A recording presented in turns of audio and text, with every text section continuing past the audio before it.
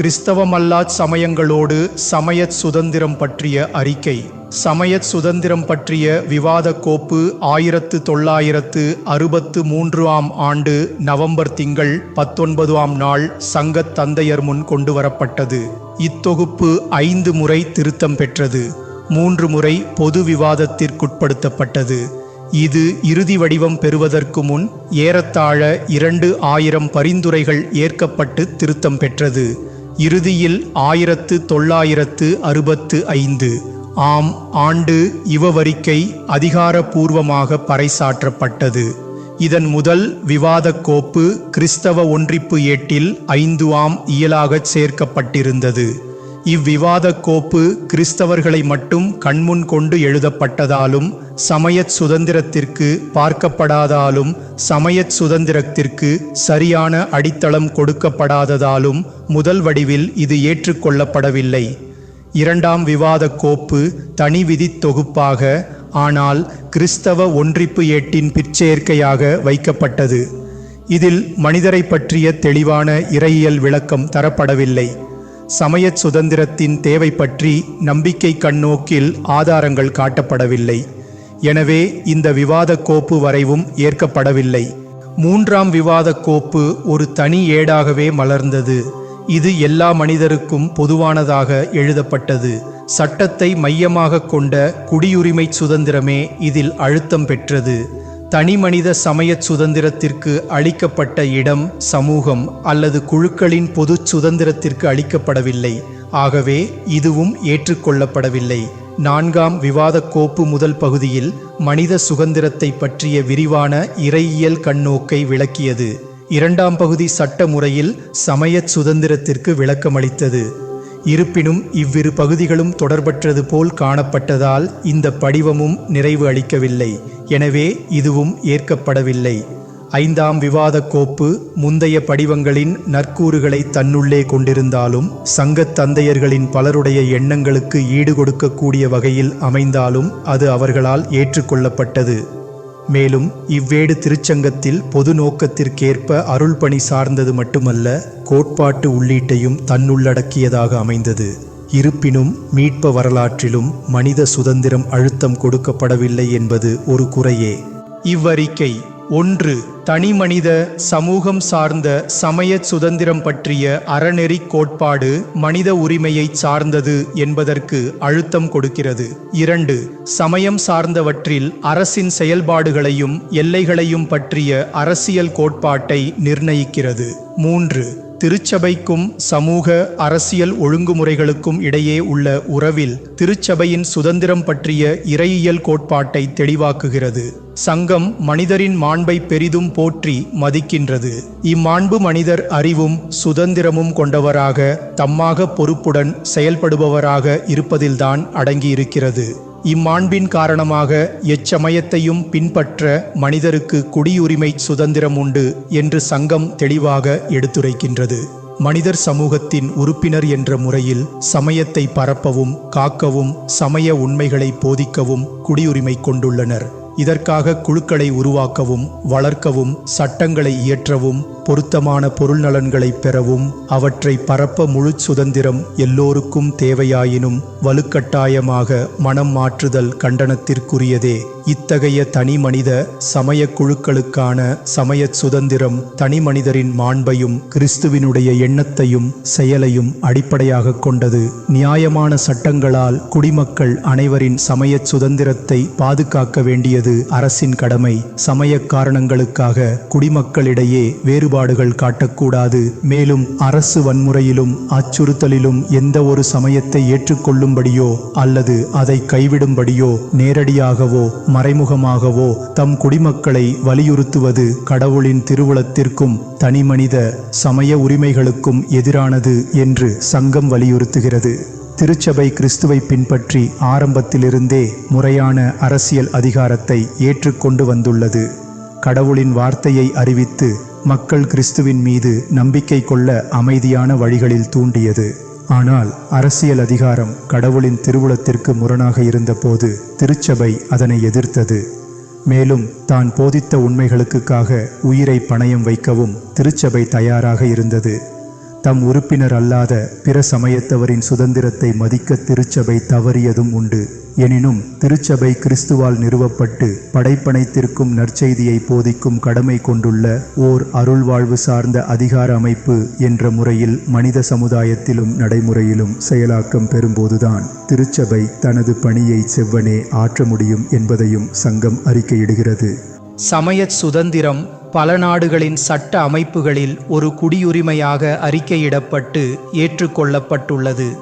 அதேவேளை மக்கள் தங்கள் சமயத்தை பின்பற்ற தடை செய்யும் அல்லது அவர்களது வாழ்வை பெருந்துன்பத்திற்குள்ளாக்கும் அரசுகளும் உள்ளன. இந்நிலையை சங்கம் கவலையோடு கண்டிக்கிறது. இச்சமய சுதந்திரம் மனித குடும்பத்தின் இன்றைய தேவை என்பதை உணர அனைவருக்கும் வேண்டுகோள் விடுவிக்கப்படுகிறது. சமயச் சுதந்திரத்திற்கான பொறுப்பும் கடமையும் தனிமனிதர் ஆகியோரை சார்ந்தது. இவர்கள் அனைவரும் சமுதாயத்தின் பொதுநலனுக்காக தமக்கே உரிய முறையில் உழைக்கின்றனர் என்பதையும் சங்கம் தெளிவுபடுத்துகிறது. சமயச் சுதந்திரத்தை பற்றிய இவ்வறிக்கை சமயச் சுதந்திரத்தையும் மனிதரின் அடிப்படை உரிமைகளையும் எல்லா கிறிஸ்தவ சபைகளும் இணைந்து காக்க ஒரு பொது அடிப்படையாக அமைந்துள்ளது என கூறுகிறார் திருச்சபைகளின் உலகப் பேரவையின் பொதுச் செயலர் விசர் டி ஹுத்துட். ஆகவே எல்லா மனிதருக்கும் இவ்வேடு முக்கியத்துவம் கொண்டதாகும். இவ்வேட்டில் விளக்கப்பெற்றுள்ள சமயச் சுதந்திரத்தை சமுதாயத்தில் கடைபிடிப்பதன் வழி கடவுளின் பிள்ளைகளுக்குரிய சுதந்திரம் மாண்புறு நிலையை அடையும் என்பதில் ஐயமில்லை. சமயச் சுதந்திரம் பற்றிய இவ்வறிக்கை இன்றைய இந்தியாவுக்கு மிக தேவையான ஒன்றே. சமயச் சுதந்திரத்தை பலரும் தெளிவாக புரிந்து கொண்டதாக தெரியவில்லை.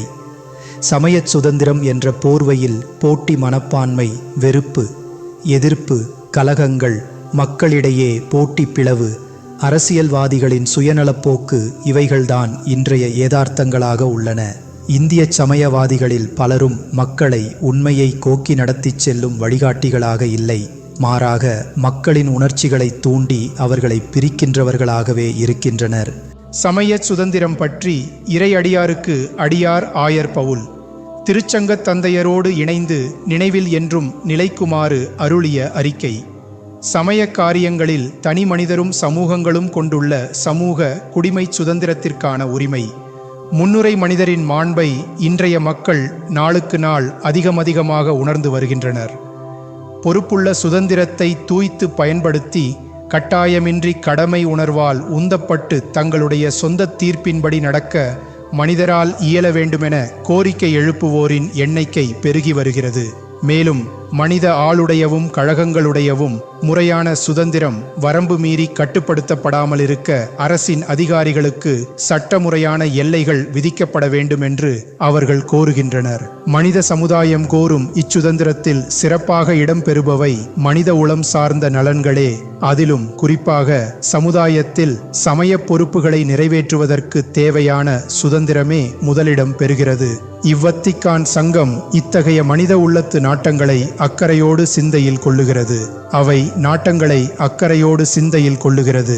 அவை உண்மைக்கும் நீதிக்கும் எவ்வளவு தூரம் ஒத்துள்ளன என விளக்கியுரைக்க முன்வருகிறது. இந்நோக்கத்திற்காக இச்சங்கம் திருச்சபையின் மரபையும் போதனையையும் ஆழ்ந்து ஆய்கிறது. இவற்றிலிருந்து பழையனவோடு என்றும் பொருந்தி போகும் புதியவற்றை வெளிக்கொணர்கிறது. முதலில் மக்கள் கடவுளுக்கு பணிபுரிவதன் மூலம் கிறிஸ்துவில் நிறைவாழ்வு பெற்று வீடு பேற்றை அடைவதற்கான வழியை கடவுளே மனித குலத்திற்கு காட்டியுள்ளார் என திருச்சங்கம் அறிக்கையிடுகிறது. இந்த உண்மையான ஒரே சமயம் கத்தோலிக்க திருத்தூது திருச்சபையில் உள்ளது என நாம் நம்புகிறோம். நீங்கள் போய் எல்லா மக்களினத்தாரையும் சீடராக்குங்கள், தந்தை, மகன், தூய ஆவியார் பெயரால் திருமுழுக்கு கொடுங்கள். நான் உங்களுக்கு கட்டளையிட்ட யாவையும் அவர்களும் கடைபிடிக்கும்படி கற்பியுங்கள். மத்தேயு அதிகாரம் 28 இறைவாக்கியங்கள் 19-20 என்று திருத்தூதர்களுக்கு கூறி ஆண்டவராகிய இயேசு எல்லா மனிதரிடையேயும் பற்றிய உண்மையை தேடவும் கண்டடைந்த உண்மையை ஏற்கவும் அதன்படி ஒழுகவும் கடமைப்பட்டிருக்கிறார்கள்.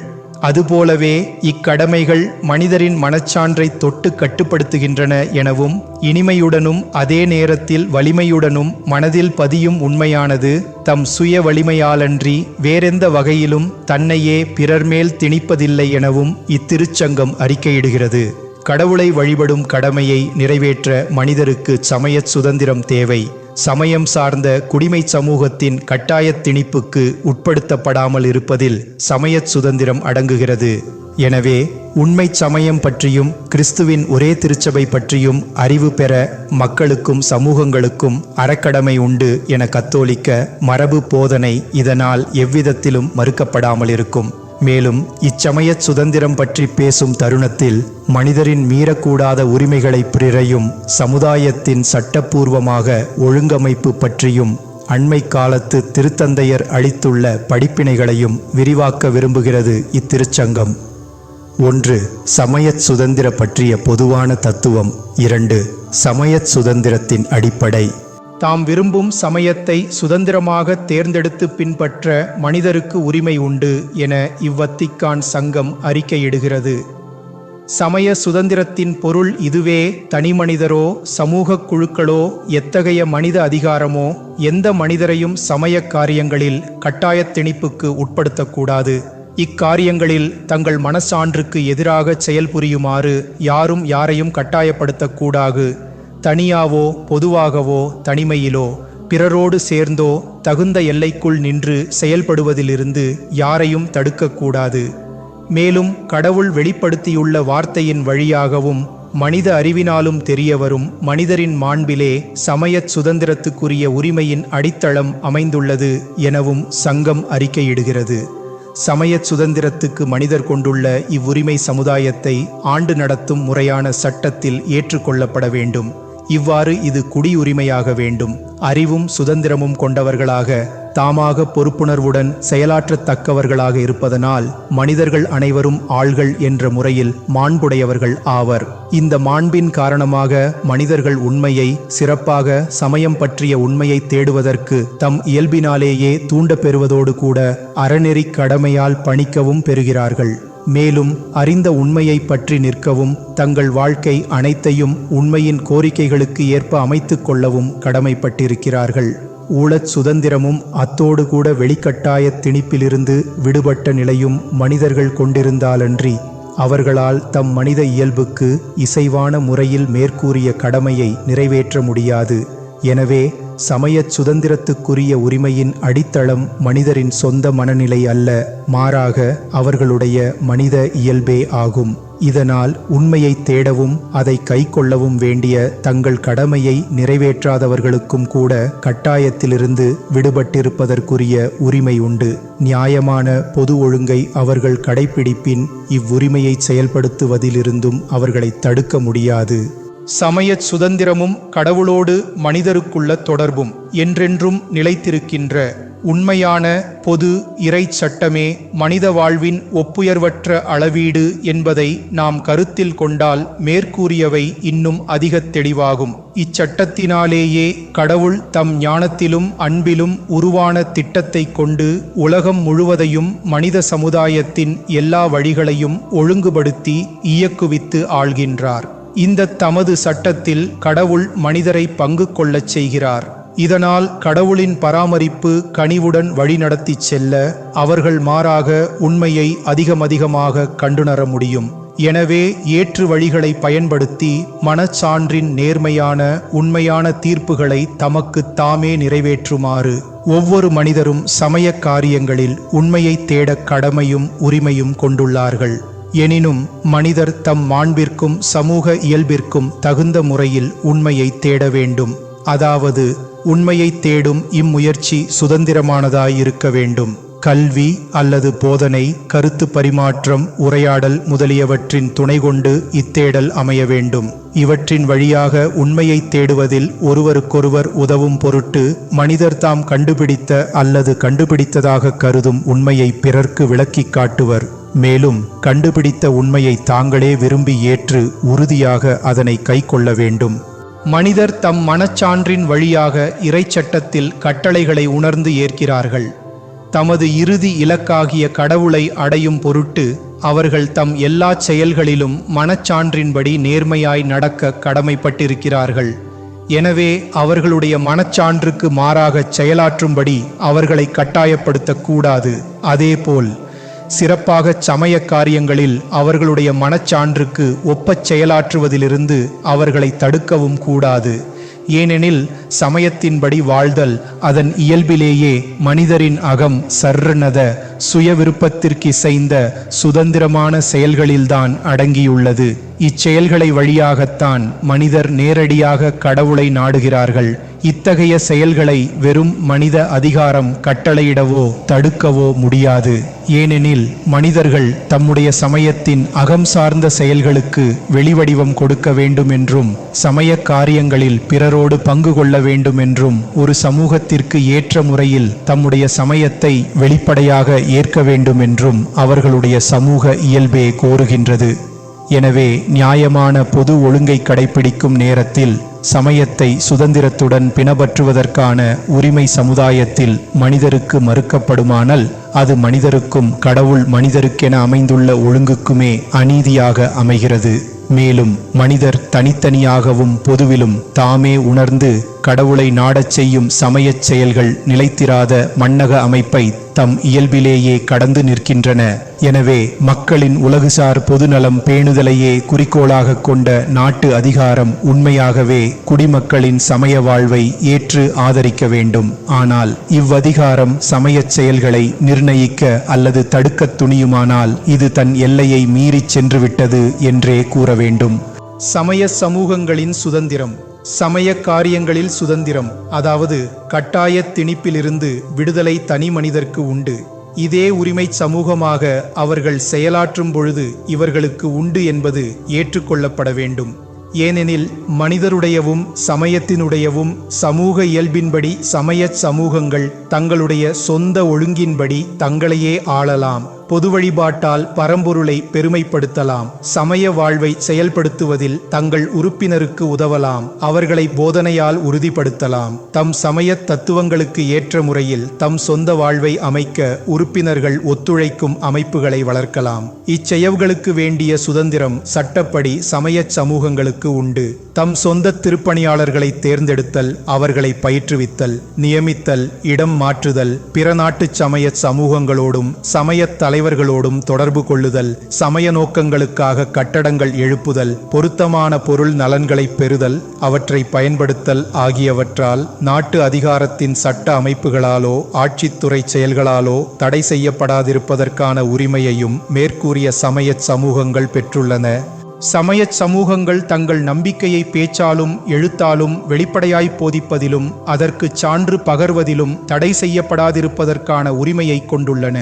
எனினும் சமய நம்பிக்கையை பரப்புவதிலும் பழக்க வழக்கங்களை புகுத்துவதிலும் சிறப்பாக ஏழைகளோடும் கல்லாதவரோடும் தொடர்பு கொள்ளும் பொழுது கட்டாய திணிப்பாக அல்லது நேர்மையற்ற அல்லது தவறான முறையில் வயப்படுத்துதலாக தென்படும் எச்செயலையும் எப்பொழுதும் தவிர்க்க வேண்டும்.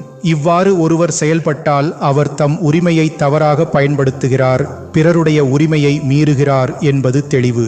மேலும் சமுதாயத்தை அமைப்பதிலும் மனித செயல் அனைத்திற்கும் எழுச்சியூட்டுவதிலும் தத்தம் கோட்பாடுகள் கொண்டுள்ள தனிப்பட்ட ஆற்றலை உரிமையோடு எடுத்து காட்டுவதிலிருந்து சமய சமூகங்களை தடுக்கலாகாது எனவும் சமய சுதந்திரம் பொருள்படும் இறுதியாக தங்களுடைய சமய உணர்வால் தூயிடப்பட்டு உரிமையுடன் கூட்டங்களை நடத்தவும் கல்வி, பண்பாட்டு, அற, சமூக இயல்பு, சமய கழகங்களை நிறுவவும் மனிதருக்குள்ள உரிமை அவர்களது சமூக இயல்பு, சமய பண்பு ஆகியவற்றின் அடிப்படையிலிருந்து பிறக்கிறது. சமய சுதந்திரமும் குடும்பமும். குடும்பம் தனக்கே உரிய அடிப்படையான உரிமையை கொண்டுள்ள ஒரு சமூகம் என்பதால் பெற்றோரின் கண்காணிப்பின் கீழ் தன் சொந்த வீட்டு சமய வாழ்வை சுதந்திரமாக அமைத்து கொள்ள உரிமை பெற்றுள்ளது. மேலும் பெற்றோர் தங்களுடைய சொந்த சமயம் கொள்கைகளுக்கேற்ப தங்கள் குழந்தைகள் பெற வேண்டிய சமயம் பயிற்சி எவ்வகையில் அமைய வேண்டும் என தீர்மானிக்கும் உரிமை பெற்றுள்ளார்.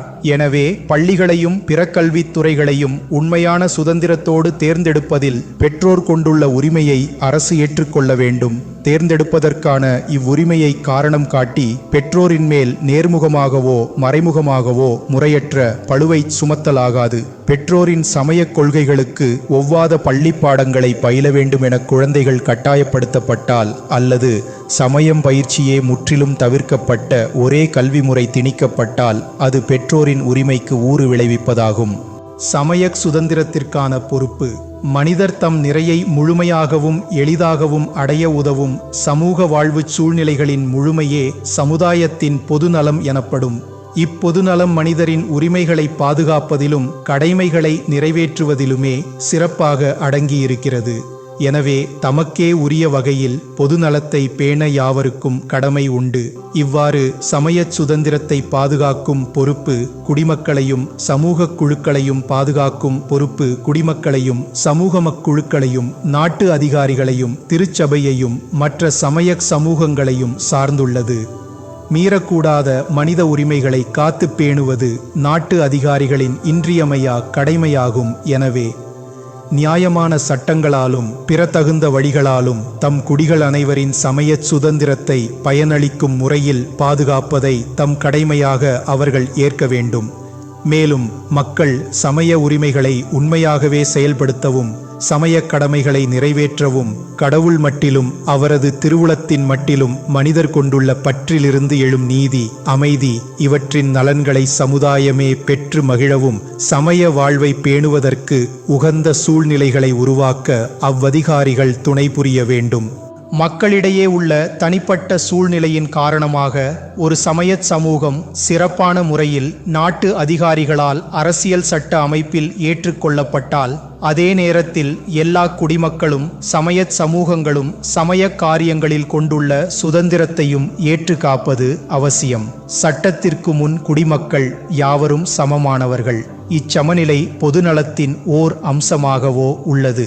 சமய காரணங்களுக்காக வெளிப்படையாகவோ மறைமுகமாகவோ ஒரு காலும் இச்சமநிலை மீறப்படாதவாறு நாட்டு அதிகாரிகள் பார்த்து கொள்ள வேண்டும். இக்காரணங்களுக்காக குடிமக்களிடையே வேறுபாடுகளும் காட்டப்படக்கூடாது. எனவே நாட்டு அதிகாரிகள் வன்முறை செயலாலோ, அச்சுறுத்தலாலோ, பிற வழிவகைகளாலோ எந்த சமயத்தையும் ஏற்றுக்கொள்ளும்படி அல்லது கைவிட்டு விடும்படி தம் குடிமக்களை வலியுறுத்துவதும், ஒரு சமயச் சமூகத்தில் அல்லது ஒரு மாநிலத்தில் அல்லது ஒரு குறிப்பிட்ட சமூகத்தில் சமயத்தை அழிக்கவோ அடக்கிடவோ எவ்வகையிலும் வன்முறை செயலில் இறங்குவது கடவுளின் திருவுளத்திற்கும் தனி மனிதர் மற்றும் சமூகத்தின் மீறவியலா உரிமைகளுக்கும் எதிரான செயலாகிறது. சமயச் சுதந்திரத்தின் வரம்புகள். சமயச் சுதந்திரத்திற்குரிய உரிமை மனித சமுதாயத்தில் செயலாக்கப்படுவதால் அச்செயலாக்கம் ஒரு சில ஒழுங்குமுறை விதிகளுக்கு கட்டுப்பட்டதேயாகும்.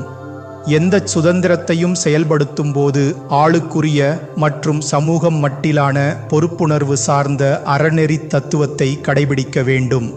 தனிமனிதரும் சமூக குழுக்களும் தங்கள் உரிமைகளை செயல்படுத்தும் போது பிறருடைய உரிமைகளையும் பிறருக்கு தாங்கள் ஆற்ற வேண்டிய கடமைகளையும் அனைவரின் பொதுநலத்தையும் கருத்தில் கொள்ள வேண்டிய கடமையை அறநெறி சட்டம் அவர்களுக்கு தருகிறது.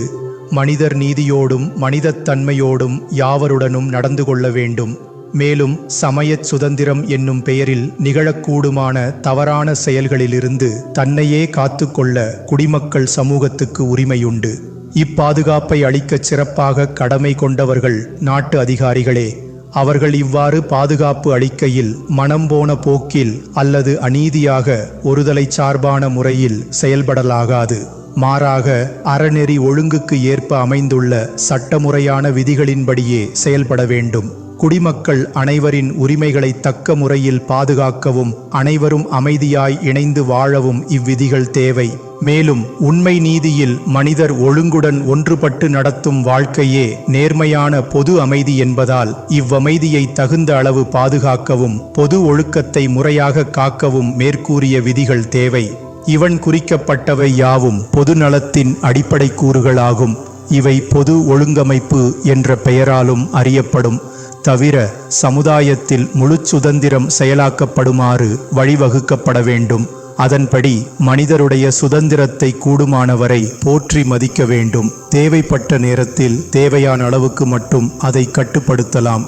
சுதந்திரத்தை சரியாய் பயன்படுத்துவதற்கு பயிற்சி. இன்றைய மனிதர் பற்பல சூழ்நிலைகளால் நசுக்கப்படுகிறார்கள். இதனால் அவர்களது சுதந்திர சிந்தனையே பறிபோகும் ஆபத்து உள்ளது. மறுபுறமோ சுதந்திரம் என கூறிக்கொண்டு பலர் அதிகாரம் எதற்கும் அடங்க மறுப்பதையும் தங்கள் கீழ்ப்படிதல் கடமையை பொருட்படுத்தாதிருப்பதையும் பார்க்கிறோம். எனவே இவ்வத்திக்கான் சங்கம் அனைவருக்கும் சிறப்பாக பிறருக்கு கல்வி புகட்டும் பணியை ஏற்றுள்ளவர்களுக்கு அறிவுறுத்துவதாவது, இவர்கள் மனிதர்களை எத்தகைய அக்கறையோடு உருவாக்க வேண்டுமென்றால் அம்மனிதர்கள் அறநெறி ஒழுங்குக்கு பணிபவர்களாக, முறையான அதிகாரத்துக்கு கீழ்ப்படிபவர்களாக, உண்மை சுதந்திரத்தின் அன்பர்களாக மாற வேண்டும். உண்மையின் ஒளியில் தாங்களே சிந்தித்து முடிவெடுப்பவர்களாக, பொறுப்புணர்வுடன் தங்கள் செயல்களை ஆற்றுபவர்களாக, சமுதாயத்தின் பொதுநலம் எனப்படும் பிறருடன் மகிழ்வோடு ஒத்துழைத்து உண்மையையும் நீதியையும் நிலைநாட்டத் துணிபவர்களாக உருப்பெற வேண்டும். எனவே சமூக வாழ்வில் மனிதர் தம் கடமைகளை நிறைவேற்றுவதில் இன்னும் அதிக பொறுப்புணர்வோடு நடந்து கொள்வதற்கும் சமயச் சுதந்திரம் துணை புரிய வேண்டும். அதனையே அது நோக்காக கொள்ளவும் வேண்டும். 2. இறை வெளிப்பாட்டு ஒளியில் சமயச் சுதந்திரம். சமயச் சுதந்திரம் இறை வெளிப்பாட்டின் அடிப்படையிலிருந்து எழுகிறது. சமயச் சுதந்திரத்திற்கான மனித உரிமை பற்றி இவ்வத்திக்கான் சங்கம் அறிக்கையிடுவன மனிதரின் மாண்பையே அடிப்படையாக கொண்டுள்ளன. இம்மாண்பின் அடிப்படையில் எழும் கோரிக்கைகளை பன்னூற்றாண்டு கால அனுபவத்தின் வாயிலாக மனித அறிவு அதிக நிறைவாய்த் தெரிந்துள்ளது. அதற்கும் மேலாக சுதந்திரத்தை பற்றிய இக்கோட்பாடு இறை வெளிப்பாட்டிலே வேரூன்றியுள்ளது. எனவே கிறிஸ்தவர்கள் அதிக அக்கறையுடன் இக்கோட்பாட்டை கடைபிடிக்க கடமைப்பட்டிருக்கிறார்கள். சமய காரியங்களில் வெளிக்கட்டாய திணிப்பிலிருந்து விடுபட்டிருப்பதற்கு மனிதர் கொண்டுள்ள உரிமை பற்றி இறை வெளிப்பாடு வெளிப்படையாக வலியுறுத்தவில்லை என்றாலும் கூட மனிதரின் மாண்பை முழுமையாக அது வெளிப்படுத்துகிறது. கடவுளின் வார்த்தையை நம்பி ஏற்க மனிதர் கொண்டுள்ள கடமையை நிறைவேற்றுவதில் அவர்களுக்குள்ள சுதந்திரத்தை கிறிஸ்து மதிக்கிறார் என இறைவெளிப்பாடு எண்பிக்கிறது.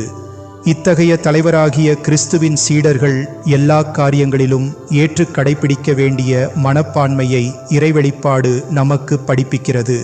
மேற்கூறிய அனைத்தும் சமயச் சுதந்திரம் பற்றிய இவ்வறிக்கையின் போதனைக்கு அடிப்படையாக அமையும் பொது தத்துவங்களுக்கு விளக்கமாக அமைகின்றது. சிறப்பாக சமுதாயத்தில் நிலவ வேண்டிய சமயச் சுதந்திரம் கிறிஸ்தவ நம்பிக்கை சுதந்திரத்தோடு முற்றிலும் இசைந்துள்ளது. நம்பிக்கையை ஏற்றுக்கொள்ளச் சுதந்திரம்.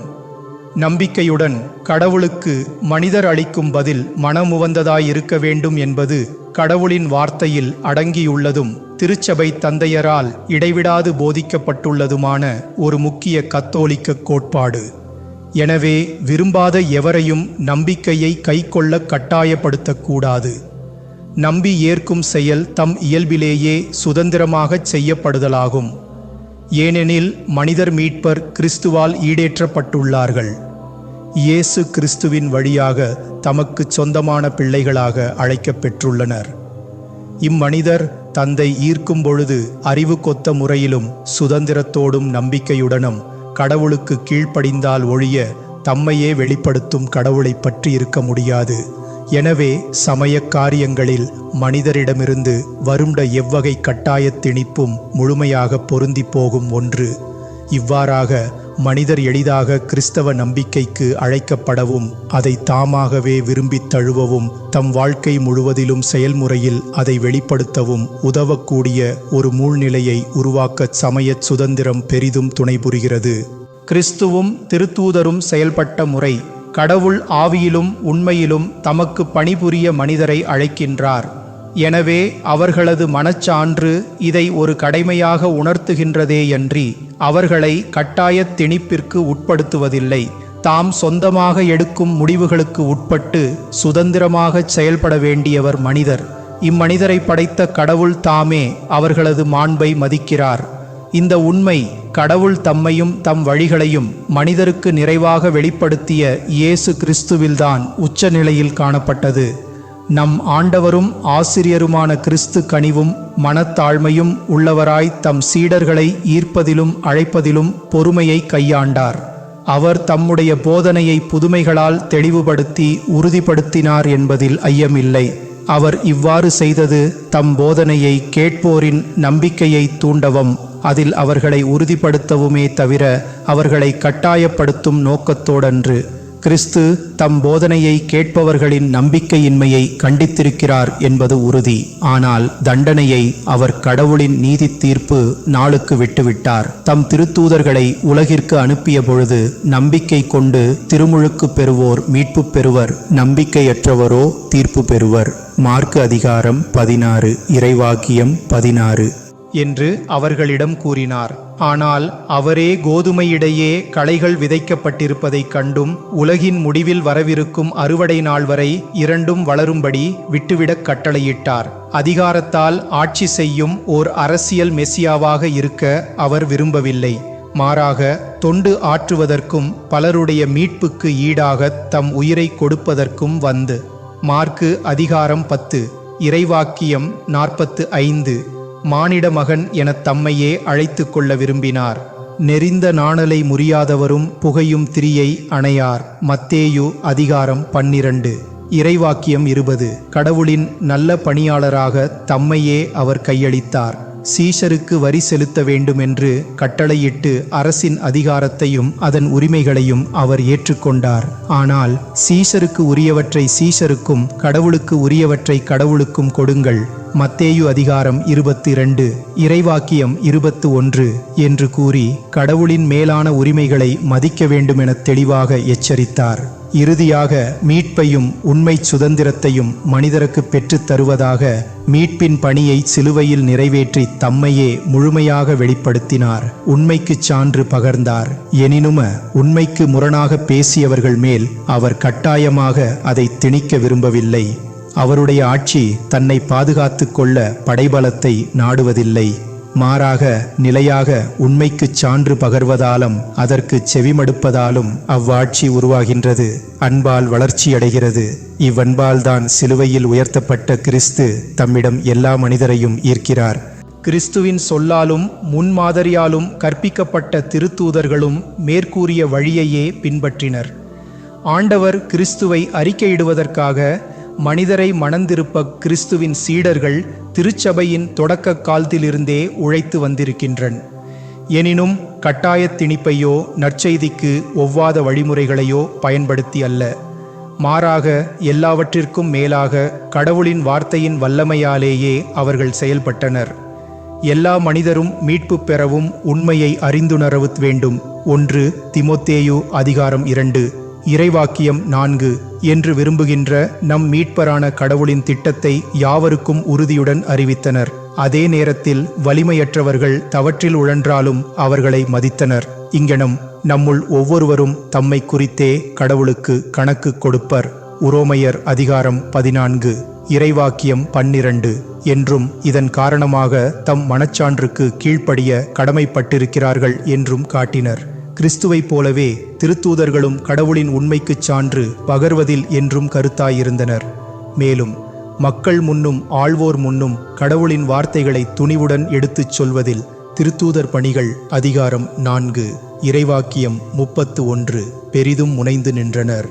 ஏனெனில் நம்பிக்கை கொள்ளும் ஒவ்வொருவருக்கும் மீட்பளிப்பதற்கு கடவுளின் வல்லமையாய் இருப்பது நற்செய்தியே என்பதை உறுதியான நம்பிக்கையோடு கைக்கொண்டிருந்தனர். எனவே அவர்கள் உலகைச் சார்ந்த படைக்கலன்களை எல்லாம் உதறித் தள்ளினர். கிறிஸ்துவின் கனிவினுடையவும் பணிவினுடையவும் மாதிரியை பின்பற்றினர். கடவுளுக்கு எதிராக எழும் சக்திகளை அழிக்கவும் கிறிஸ்துவை நம்பி ஏற்க அவருக்கு கீழ்ப்படிந்து நடக்க மனிதரை தூண்டவும் வல்ல கடவுளின் வார்த்தையின் ஒப்புக்கொண்டனர். ஏனெனில் கடவுளிடமிருந்து வராத அதிகாரம் எதுவுமில்லை என்று திருத்தூதர் கற்பித்து அதன்பின் ஆளும் அதிகாரம் எள்ளவர்களுக்கு எல்லாரும் பணிந்திருங்கள். அதிகாரத்தை எதிர்த்து நிற்போர் கடவுளின் ஏற்பாட்டையே எதிர்த்து நிற்கின்றனர். உரோமையர் அதிகாரம் 13 இறைவாக்கியங்கள் 1, 2 என கட்டளையிடுகிறார். எனினும் அதே நேரத்தில் கடவுளின் திருவுளத்திற்கு முரணாக நின்று அரசியல் அதிகாரிகளுக்கு எதிராக அவர்கள் பேசத் தயங்கவில்லை. மனிதர்களுக்கு கீழ்ப்படிவதை விட கடவுளுக்கல்லவா கீழ்ப்படிய வேண்டும். திருத்தூதர் பணிகள் அதிகாரம் 5 இறைவாக்கியம் 29 இதே வழியை எண்ணற்ற மறைசாட்சிகளும் நம்பிக்கை கொண்டோரும் உலகெங்கும் என்றும் பின்பற்றி வந்துள்ளனர். திருச்சபை கிறிஸ்துவையும் திருத்தூதரையும் பின்பற்றுகிறது. எனவே திருச்சபை மனிதருடைய மாண்பிற்கும் இறைவெளிபாட்டிற்கும் சமயச் சுதந்திரம் இசைந்ததே என்று ஏற்றுக்கொண்டு அச்சுதந்திரத்தை பேணும் பொழுது நற்செய்தியின் உண்மையில் உறுதியாயிருக்கிறது. கிறிஸ்துவினுடையவும் திருத்தூதர்களுடையவும் வழியை பின்பற்றுகிறது. திருச்சபை தன் தலைவர்களிடமிருந்தும் திருத்தூதர்களிடமிருந்தும் பெற்றுக்கொண்ட கோட்பாட்டை காலப்போக்கிலே பேணி காத்து வழி வழியாக கொடுத்து வந்துள்ளது. மனித வரலாற்றின் திருப்பங்கள் வழியாக பயணம் செய்து வருகின்ற கடவுளின் மக்களின் வாழ்வில் சில வேளைகளில் நற்செய்தி மனப்பாங்கிற்கு முரணான செயல்முறைகள் கூட இருந்தன என்பது உண்மைதான். எனினும் நம்பிக்கையை எவர் மேலும் கட்டாயமாக திணிக்கக்கூடாது என்பது எப்பொழுதும் திருச்சபையின் கோட்பாடாக இருந்து வந்திருக்கிறது. எனவே நற்செய்தி என்னும் புளிப்பு மாவு மனிதரின் மனதில் நெடுங்காலமாக செயல்பட்டு வந்துள்ளது. அதிக பலனையும் ஈந்துள்ளது. ஏனெனில் மனிதர்கள் காலப்போக்கில் தங்கள் மனித ஆளுமையின் மாண்பை அதிகமாக ஏற்றுக்கொள்கிறார்கள். மேலும் சமய காரியங்களில் இம்மாண்பு மனிதர்கள் ஏற்படுத்தும் எவ்வகை கட்டாய திணிப்பிலிருந்தும் சமூகத்தில் காக்கப்பட வேண்டும் என்ற கருத்தும் வளர்ச்சி பெற்றுள்ளது. திருச்சபையின் சுதந்திரம். திருச்சபையுடைய நலத்தை மடடுமல்லாது இவ்வுலக சமுதாயத்துடைய நலத்தையுமே சார்ந்த காரியங்கள் பல ஊழ எங்கும் இவை எப்பொழுதும் பாதுகாக்கப்பட வேண்டும். அநீதமான அனைத்தினின்றும் காக்கப்பெற வேண்டும். இத்தகை காரியங்களுள் தலை சிறந்த ஒன்று யாதெனில் மனிதருடைய மீட்பிற்கு வழிவகுக்கும் பணியில் எந்த அளவு சுதந்திரம் தேவைப்படுகிறதோ அந்த அளவு பணியில் சுதந்திரத்தை திருச்சபை கொண்டிருக்க வேண்டும். இச்சுதந்திரம் தூயதான ஒன்று. கடவுளின் ஒரே பேரான மகன் தம் இரத்தத்தால் பெற்றுள்ள திருச்சபையை இச்சுதந்திரத்தால் வளப்படுத்தியிருக்கிறார். உண்மையில் இச்சுதந்திரம் எவ்வளவுக்கு திருச்சபையின் உரிமையாயிருக்கின்றதென்றால் இதற்கு முரணாகச் செயலாற்றுவது கடவுளின் திருவுளத்திற்கு மாறாக நடப்பதாகும். திருச்சபைக்கும் நாட்டு அரசுகளுக்கும் குடிமை அமைப்பு முழுவதற்கும் இடையேயுள்ள உறவை பொறுத்தவற்றில் அடிப்படை தத்துவமாய் விளங்குவது திருச்சபையின் சுதந்திரமே. திருச்சபை ஆண்டவர் கிறிஸ்துவால் நிறுவப்பட்டு கடவுளின் ஆணையால் உலகெங்கும் சென்று படைப்பிற்கெல்லாம் நற்செய்தியை பறைசாற்ற கடமை கொண்டுள்ள அருள்வாழ்வு சார்ந்த அமைப்பாகும். எனவே அது மனித சமுதாயத்திலும் அரசுகளின் முன்னும் தனக்கு சுதந்திரம் உண்டென உரிமை கொண்டாடுகிறது. மேலும் கிறிஸ்துவ நம்பிக்கையின் ஒழுங்குகளுக்கொப்ப குடிமை சமுதாயத்தில் வாழ உரிமை பெற்றுள்ள ஒரு மனித சமுதாயம் என்ற முறையிலும் தனக்கு சுதந்திரம் உண்டென திருச்சபை உரிமை பாராட்டுகிறது. உண்மையில் சமய சுதந்திரம் சொற்களில் வெளிப்படுத்தப்படுவதோடு அல்லது சட்டத்தில் இடம்பெறுவதோடு மட்டும் நின்றுவிடாது நேர்மையுடனும் நடைமுறையிலும் செயல்படுத்தப்பட வேண்டும். அப்போதுதான் திருச்சபை கடவுளால் தனக்களிக்கப்பட்ட பணியை நிறைவேற்றத் தேவையான தன் உரிமையை சட்டப்படியும் நடைமுறையிலும் செயலாக்குவதற்கு தேவையான ஒரு நிலைமையை அடையும். சமூகத்தில் இத்தன் உரிமை தங்களுக்கு உரியது என்று திருச்சபை அதிகாரிகள் மீண்டும் மீண்டும் உரிமை பாராட்டி இருக்கின்றனர்.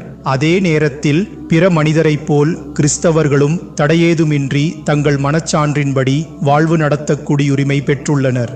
எனவே திருச்சபையின் சுதந்திரத்திற்கும் எல்லா மனிதருடைய மற்றும் சமூகங்களுடைய உரிமையாக ஏற்கப்பட்டு சட்டத்தில் இடம்பெற வேண்டிய சமய சுதந்திரத்திற்கும் இடையே ஒற்றுமை உள்ளது. திருச்சபையின் பணி. எல்லா மக்களினத்தாரையும் சீடராக்குங்கள். மத்தேயு அதிகாரம் 28 இறைவாக்கியங்கள் 19, 20 என்ற இறை கட்டளைக்கு உண்மையாயிருக்கும் பொருட்டு கத்தோலிக்க திருச்சபை ஆண்டவருடைய வார்த்தை உங்களிடையே விரைந்து பரவி புகழ்பெற். 2 தெசலோனிக்கர் அதிகாரம் 3 இறைவாக்கியம் 1 பெருங்கவனத்தோடு உழைக்க வேண்டும். எனவே அனைவருக்காகவும் மன்றாடுங்கள், இறைவனிடம் வேண்டுங்கள், பரிந்து பேசுங்கள், நன்றி செலுத்துங்கள். முதலில் நான் உங்களுக்கு தரும் அறிவுரை இதுவே நம் மீட்பராகிய கடவுளின் முன் சிறந்ததும் ஏற்புடையதுமாகும். எல்லா மனிதரும் மீட்பு பெறவும் உண்மையை அறிந்துணரவும் வேண்டுமென அவர் விரும்புகிறார். 1 தீமோத்தேயு அதிகாரம் 2 இறைவாக்கியங்கள் 1-4 வரை. கிறிஸ்தவர்கள் தங்கள் மனச்சான்றை உருவாக்கும்போது திருச்சபையின் திண்ணமான தூய கோட்பாடுகளை கருத்தோடு கவனிக்க வேண்டும். ஏனெனில் கிறிஸ்துவின் திருவுளப்படி கத்தோலிக்க திருச்சபை உண்மையின் ஆசிரியையாகும். கிறிஸ்துவாகிய உண்மையை அறிவிப்பதும் அதிகாரத்தோடு கற்பிப்பதும் அதன் கடமையாகும். அதே நேரத்தில் மனித இயல்பிலிருந்து பிறக்கும் அறநெறி தத்துவங்களை தன் அதிகாரத்தால் பறைசாற்றி உறுதிப்படுத்துவதும் அதன் கடமையே. மேலும் தூய ஆவியின் கொடைகள், வெளிவேடமற்ற அன்பு ஆகியவற்றை கொண்டிருக்கிறோம் உண்மையையே பேசி. 2 கொரிந்தியர் அதிகாரம் 6 இறைவாக்கியங்கள் 6, 7 கிறிஸ்தவர் திருச்சபைக்கு வெளியே இருப்போர் முன் ஞானமுடன் நடப்பார்களாக முழு நம்பிக்கையோடும் திருத்தூது துணிவோடும் தங்கள் இரத்தத்தையும் சிந்தும் அளவுக்கு வாழ்வின் ஒளிமை பரப்ப முனைவார்களாக. கிறிஸ்துவிடமிருந்து பெற்றுள்ள உண்மையை நாளுக்கு நாள் அதிகமாக அறிந்து கொள்வதும் நேர்மையாய் பறைசாற்றுவதும் திடமாக காப்பதும் சீடர் தம் தலைவரான கிறிஸ்துவுக்கு ஆற்றும் பொழுது நற்செய்தியின் மனப்பாங்கிற்கு ஒவ்வாத வழிகளை அவர்கள் கையாளக்கூடாது. அதே நேரத்தில் நம்பிக்கையை அறியாதவரோடும் தவறான கொள்கையை உடையவரோடும் பழகும் பொழுது அன்போடும் முன்மதியோடும் பொறுமையோடும் நடந்து கொள்ள கிறிஸ்துவின் அன்பு அவர்களை தூண்டுகிறது. ஆகவே மேற்சொல்லப்பட்ட கடமையை ஆற்றும் பொழுது பறைசாற்றப்பட வேண்டிய வாளிவளிக்கும் வார்த்தையான கிறிஸ்துவுக்கு ஆற்ற வேண்டிய கடமைகள், மனித ஆளுக்கு உரித்தான உரிமைகள், நம்பிக்கையை விருப்புடன் ஏற்று வெளிப்படுத்த அழைக்கப்படும் மனிதருக்கு கிறிஸ்துவின் வழியாக கடவுள் அழைக்கப்படும் மனிதருக்கு கிறிஸ்துவின் கடவுள் அளிக்கும் அருளின் அளவு ஆகிய இவை அனைத்தையும் கருத்தில் கொள்ள வேண்டும். முடிவுரை. இன்றைய மனிதர் தனித்தும் பொதுவிலும் தங்களுடைய சமயத்தை சுதந்திரமாக அறிக்கையிட இயல வேண்டுமென விரும்புகின்றனர் என்பது தெளிவு. ஏன் சமயச் சுதந்திரம் பெரும்பாலான சட்ட அமைப்புகளில் ஒரு குடியுரிமையாக அறிக்கை செய்யப்பட்டுள்ளது. அனைத்து நாட்டு ஏடுகளில் சிறப்புடன் ஏற்றுக்கொள்ளப்பட்டுள்ளது. அதே நேரத்தில் சமய வழிபாட்டு சுதந்திரம் தம் சட்டத்தில் ஏற்றுக்கொள்ளப்பட்டாலும் சமயத்தை பின்பற்றுவதிலிருந்து குடிமக்களை தடுத்து சமயச் சமூகங்களின் வாழ்வை பெருந்துன்பத்திற்கும் பாதுகாப்பற்ற நிலைக்கும் உள்ளாக்க முயற்சி செய்யும் அட்சி முறைகள் இன்றும் இல்லாமல் இல்லை. முன்பு கூறப்பட்ட இன்றைய காலத்தின் நற்குறிகளை திருச்சங்கம் மகிழ்ச்சியோடு வரவேற்கிறது. பின்பு கூறப்பட்ட வருந்தத்தக்க நிகழ்ச்சிகளை கவலையோடு கண்டிக்கிறது. சமயச் சுதந்திரம் மிகச் சிறப்பாக மனித குடும்பத்தின் இன்றைய நிலையில் எத்துணை பெரிய ஒரு தேவை என்பதை கருத்தூன்றி உணரும்படி இச்சங்கம் கத்தோலிக்கருக்கு அறிவுறுத்துகிறது. இவ்வாறு செய்ய எல்லா மனிதருக்கும் அது வேண்டுகோள் விடுகிறது. எல்லா இனத்தாரும் நாளுக்கு நாள் ஒன்றுபட்டு வருகின்றனர். வேறுபட்ட பண்பாடுகளையும் சமயங்களையும் சார்ந்திருந்தாலும் மனிதர்கள் நெருங்கிய உறவால் தங்களுக்குள் பிணைக்கப்படுகின்றனர். ஒவ்வொருவரும் தமக்குரிய பொறுப்பை நாளுக்கு நாள் அதிகமாக உணர்ந்து வருகின்றனர். இவை யாவும் தெளிவு. ஆகவே மனித குலத்தின் அமைதியான உறவுகளும் ஒற்றுமையும் ஏற்படுத்தப்பட்டு உறுதி பெற சமயச் சுதந்திரத்தை சட்டத்தின் மூலம் செயல்முறையில் உலகெங்கும் பாதுகாக்க வேண்டும். சமுதாயத்தில் சமய வாழ்வை சுதந்திரமாக நடத்த மனிதருக்குரிய தலையாய கடமைகளையும் உரிமைகளையும் யாவரும் மதிக்க வேண்டும். மனித குடும்பம் சமயச் சுதந்திரத்தை சமுதாயத்தில் கடைபிடிப்பதன் வழியாக எல்லாருடைய கடவுளும் தந்தையுமானவர் அதனை சாலச் சிறந்ததும் முடிவுற்றதுமான கடவுளின் பிள்ளைகளுக்குரிய பெருமையின் விடுதலைக்கு. உரோமையர் அதிகாரம் 8 இறைவாக்கியம் 21 கிறிஸ்துவின் அருளாலும் தூய ஆவியின் ஆற்றலாலும் கொண்டு வருவாராக. இவ்வறிக்கையில் கூறப்பட்டுள்ள யாவும் அவை ஒவ்வொன்றும் திருச்சங்கத் தந்தையரின் இசைவை பெற்றுள்ளன.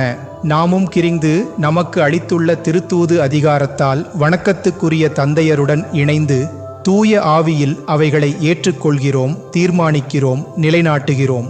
சங்கம் நிலைநாட்டிய இவை யாவையும் கடவுளின் மாட்சிக்காக செயல்படுத்துமாறு ஆணையிடுகிறோம். பவுல், கத்தோலிக்க திருச்சபையின் ஆயர், தூய பேதுரு பேராலயம், உரோமை, டிசம்பர் 7, 1965. கீழே தந்தையரின் கையொப்பங்கள் தொடர்கின்றன.